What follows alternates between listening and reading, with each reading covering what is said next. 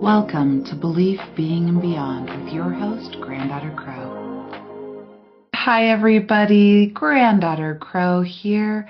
This is a very special edition of Belief, Being, and Beyond. In this edition, we are going to be doing journey work. There are 4 parts to this journey work, separated out, whether you're on YouTube or wherever you get your podcasts, into chapters. It does accompany the book Shamanism and Your Shadows. So if you want to read it coupled with the book, feel free. Otherwise, sit back and enjoy. Approaching the shadow with the spirit of the raven. I am creating a sacred space and a sacred time. I draw a circle around this space and time and declare it as sacred. It is within this space that I am whole, I am loved, I am me. There is a reason that I have found myself here. I am ready to meet my shadow, and I know that my shadow has led me here and is ready to meet me too. Being here confirms that I have made an agreement to meet my shadow in this holy, sacred space. I welcome in the divine as it reveals itself to me to walk with me here. I welcome the spirit of the raven and its magical keenness to accompany me here. I welcome my shadow with great honor and respect. Be here with me now. And so it is. Breathe in this place. Breathe in the spring wet prairies. Notice the warming humidity of the prairie as it is drying in the morning sun. The storm clouds that passed last night are drifting east, billowing still, popcorn white in the blue sky of the morning sun. Breathe in the scent of loamy soil steaming up from below the dewy stalks of the big blue-stem grass that surround you on all sides as far as you can see. Beaded water on the tips of its blades casts glistening prisms of light across the prairie beneath the ever-climbing sun as you face east. You do not see your shadow behind you. The whirling wings of a dragonfly catch your attention, and you sense its flight path. Breathe in the warming air as the great prairie gives up its inspirations to the climbing sun. In the distance, a lone structure stands between the horizon and the prairie, and you begin to walk east towards it. The sun warms your face, relaxing you, and you spread your fingers wide, lightly touching the wet tips of the stalks as you pass.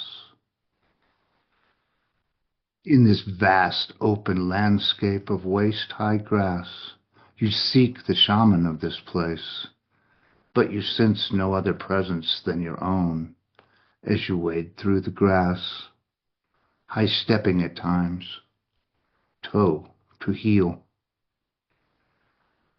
The structure, a scaffold, stands before you. Pine pole stilts jut up high, supporting a long, branch-woven bed. It is from here that suspended, earthly bodies are surrendered, unburdened and unbound to the sky, to continue a journey where only the wind may carry their weight. Long feathers hang from each corner of the bed, and you crane your neck to focus on one in particular. The beating of wings behind you startles, whooshing. Widespread black feathers cup the wind above outstretched talons. The great black bird alights atop the burial scaffold. It sits, head cocked, looking at you. Its gurgled croaks are interrupted by loud clicks of its beak, sounding like wood blocks being struck with bone. 3 others gather on the scaffold, fluttering their wings and calling as they jockey up and down for a position to observe you from. Being 4 now, their presence overshadows your own. Through the calling and throated efforts comes the words as they look down upon you from their macabre perch. The first one speaks. The burial tree bears the branches that we will speak to you from. The second, defiantly, I am the one who knows what I have done and why. Another angrily says, I am not afraid of you. The fourth, the shadow is your wisdom keeper. They then ask, do you hear these words? Understanding their nature, you are now able to listen. Breathe in this place and return when needed. You carry the spirit of the raven and this landscape within you now. Recognizing the shadow with the spirit of the snake. I am creating a sacred space and a sacred time. I draw a circle around this space and time and declare it sacred. It is within this space that I am whole, I am loved, I am me. There is a reason that I have found myself here. I am ready to acknowledge more of my shadow, and I know that my shadow has led me here and is ready to assist me. Being here confirms that I have made an agreement to meet my shadow in this holy, sacred space. I welcome the divine as it reveals itself to me to walk with me here. I welcome the spirit of the snake and its magical diagnostics to accompany me here. I welcome my shadow with great honor and respect. Be here with me now. And so it is. Breathe in this place. Oven dry air, devoid of moisture, dries your nostrils with its heat. The air distorts the base of the monolithic tabletop mountains in the distance, like a mirage rising above the warp of the contorting heat. The punishing sun bears directly down upon the barren landscape from a cloudless blue sky, casting no shadows beneath its midday blaze. The strong scent of the blue juniper's waxy needles lies close to the shrub. Here and there, twisted sand-blown trunks jut up from the fractured sandstone landscape. You catch the earthy tang of burning sage coming from the entrance of the Slot Canyon, a natural landscape carved by water. Facing south, you walk into the arroyo. Soon, you are deep within its crevasse, carved by torrential downpours of proportions you struggle to understand. A narrow passage, once a rushing river, snakes through the water-worn sandstone walls, which extend far above your head. Were those swift waters to return at this point, you would not escape them. The flat canyon narrows to a V-shaped point where you must place one foot in front of the other, hands touching either side of the canyon walls for balance. Ahead, you hear the rattle of the shaman a short distance away. You shoulder through a hairpin turn back against the wall when a gust of wind from above sends a blanket of sand and dust upon you. Blinded momentarily, your palms feeling for contour, you sidestep into an alcove within the arroyo, following the sound of the rattle. As the rattle songs crescendo, the air clears, revealing a coiled serpent directly in front of you, furiously warning you of its presence. It is covered with the dust and sand from the wind that just passed, and takes on the hue of the stone it sits upon.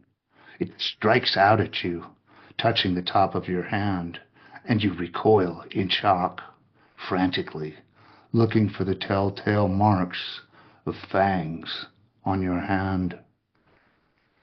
Your heart is pounding, and you are trapped with your back against the stone, facing the agitated reptile. It strikes at you once again and falls short of its mark. As the snake slowly recoils, its eyes are clouded and ashy. It is blind at this moment. The rattle on the tip of its tail is now still. It begins to inhale deeply, air hissing through its nostrils as its ribs fill like the drawing of a bellows.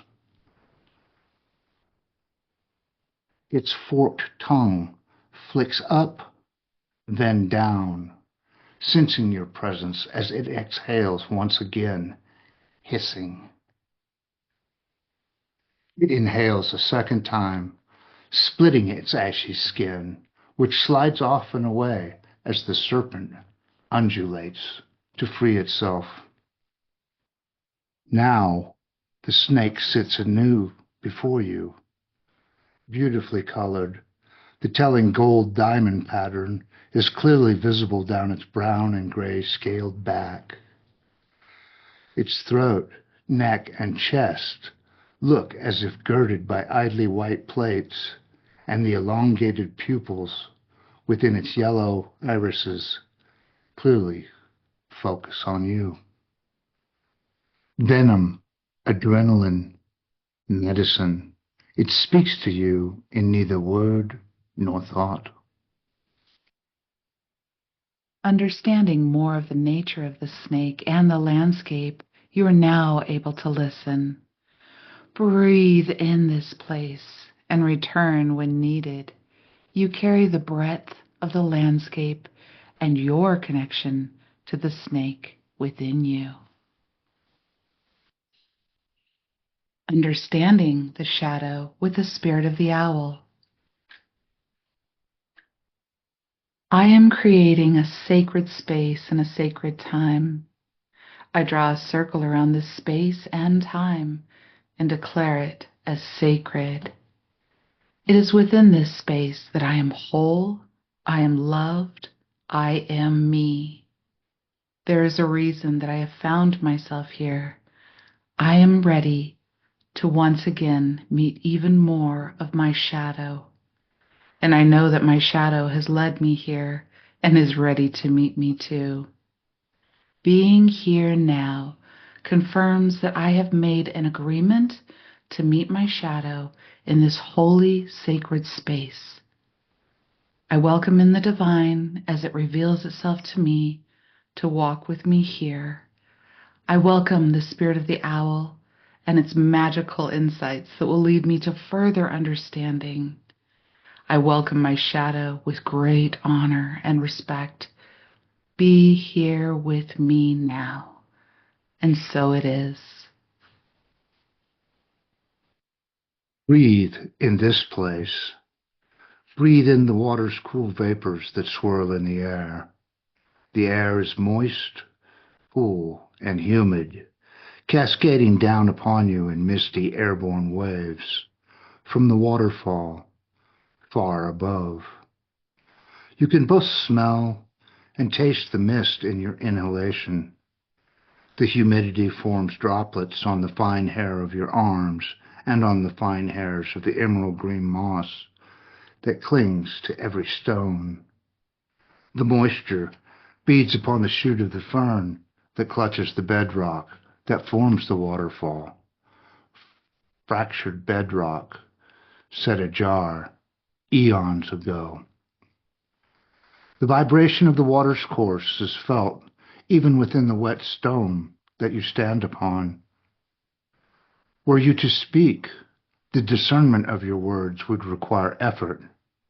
Your presence as a visitor here is dwarfed by the volume of water rapidly sheeting over the ledge above, falling white and dashing relentlessly on the smooth boulders below.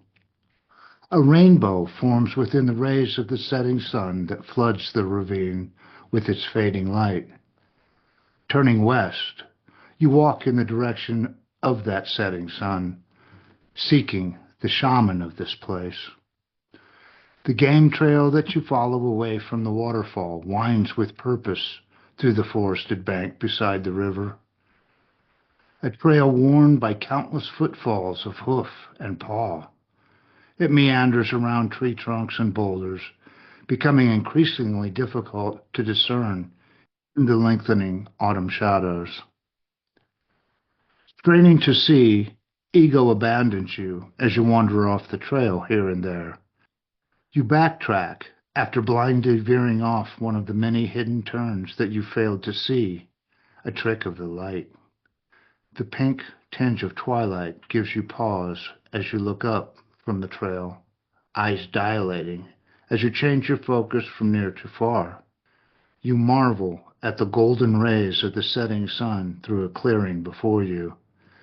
This evening will bring no moon, and the shadows are dominant as you struggle to see the path in the fading light of the setting sun. In a few paces, you are standing on a pebbled beach, exposed by the ebbing tide. The smells of kelp and brine fill your nostrils as you clear the forest ravine. Great snags of driftwood that form ghostly specters in the bay of receding water now seem sentient, with outstretched arms. Checking your footing on the slick pebbles, you walk upon the tidal plain until you stand before one of the colossal snags. Worn smooth and waterlogged, the skeleton of a once majestic conifer is prostrate. It easily stretches 20 paces in either direction, and you cannot see over or beyond the girth of its trunk, even though it lies securely anchored in the silt of the tide, flattened by its tremendous weight. You ponder what the tree witnessed when it stood a century ago. Its lifetime spanned countless generations that formed the tree of your own ancestors. Ancestors now dimmed by time and distance, when green-needled and evergreen this tree lived. You instinctively walk toward the flare of gnarled roots at the far end of the immense trunk, inspecting the patterns of winding wood that meander out and away from the once-rooted stump. A glimmer from one of the roots catches your eye, and you lean forward to inspect it in the dim autumn light. Embedded in the root is a multifaceted stone, held in place by years of growth. The touch of a finger reveals it was loosely held in place by the soft wood. With its weight in your palm, you run your thumb over the sharp edges of the stone symmetry, exploring the flat faces of its geometric structure. It is clearly a magical crystal.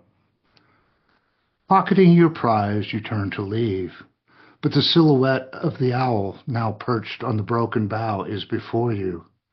The owl silently arrived behind you while you were distracted. It has come for the feast offered by the ebbing tide. As you walk towards the owl's silhouette, its head swivels to the right. Then it turns its gaze upon you, its great talons tacking into the soft wood on which it is perched.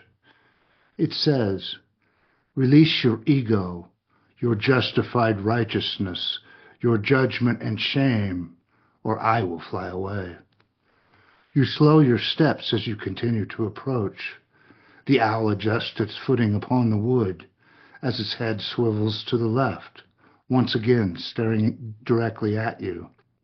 It says, "Release your emotions of love and hate. Both are blinding. Bias must be abandoned, or I will fly away." Disillusioned, you now stand before the owl. Disembodied from your ego and your emotions, you stand within the glare of its attentive eyes. Your own eyes try to focus in the failing light. The nighthawk has come for the ebbing tide's exposure.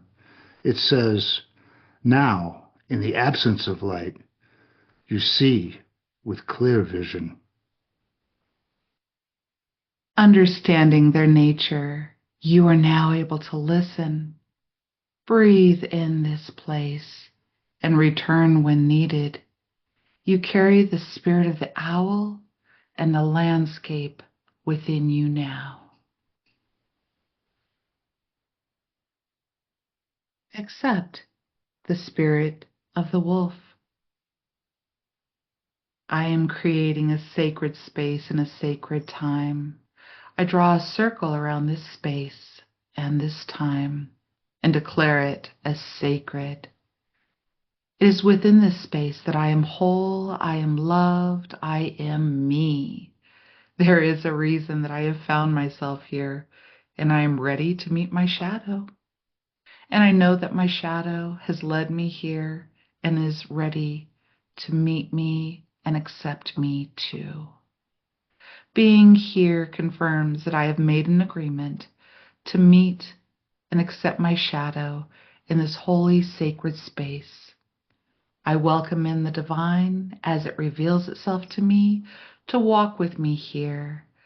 I welcome in the spirit of the wolf and his knowledge to accompany me here. I welcome in my shadow with great honor and respect. Be here with me now. And so it is. Breathe in this place. Sizzling charcoal and evergreen resin scent the cold forest air that you inhale through your nostrils. Your breath clouds only briefly, lost to the warmth of the small fire that burns before you. The snap of twigs as they are engulfed by flames punctuates the silence of the great aspen forest that surrounds you on all sides as far as the eye can see. Near you, the fire's glow reflects off the snow's icy face. The fire's reflection shifts and dances on paper-white trunks, giving the illusion of movement within the stillness of the tall trees protruding through the snow. Gazing up high on one of the trunks, you see the healed scars of bear claws that once slashed through the bark, marking their territory for all to see. It is here that you seek the shaman of this place. The small fire before you flares yellow, then falters in flame, having rapidly consumed its fuel. Shadows shift directions as the blue light of a full moon now casts shadows from above, illuminating the thin smoke of red embers dimming before you. If you were God, what question would you ask yourself? Speaks the forest as you gaze into its moonlit stillness.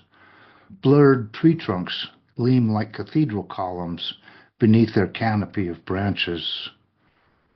Far away, you see movement between the trunks and hear the crunch of four-legged footfalls breaking the crust as the form makes its way in your direction. You sense no menace as the she-wolf nears you. She has not come for you. She seeks, but is not you that is sought. Head low and tail down, she stops opposite the cooling embers. Momentarily, she sniffs the snow, then raises her snout to taste the cold night air as she circles in a counterclockwise direction before you, beginning to whimper apprehensively and summoning up yipes of concern. The yipes and whimpers are louder now and pained. She sits, raises her head, and begins to bay towards the treetops. Her song calls out to the ones who are late returning to the den. The she-wolf is the call of return for those who wander in the shadows. Hers is the voice they gather to and around, both the young and the old. It is a voice in the wind that speaks of counsel long forgotten. Under the rays of moonlight, wolves appear like ghosts from between the trunks. All the wolves gather behind her on the frost-white snow within the shadows. They all peer at you in silence, as does she. Their numbers take you aback as you wonder how you could not have seen at least a glimpse of their presence before. It is said that to offer attention to the forest is to immerse with its spirit, and in return, its spirit will immerse with you. The forest is home to the wolf, man's first teacher. When a wolf is born, it is connected to all. Through this process, you are no longer observing or being observed. You have become one with the pack. The pack has become one with you. And through them, you are connected to the trees and the moon. Oneness within the greatness of all. With this connection and this experience with the wolf, you now are able to listen deeply, breathe in this place, and return whenever you wish. For now, you are able to carry the spirit of the wolf and the acceptance of your shadow. Once again, thank you for tuning in to another episode of Belief, Being, and Beyond. I hope you enjoyed this journey work. It is coupled with the book Shamanism and Your Shadow. Love ya. See you on the flippity flip.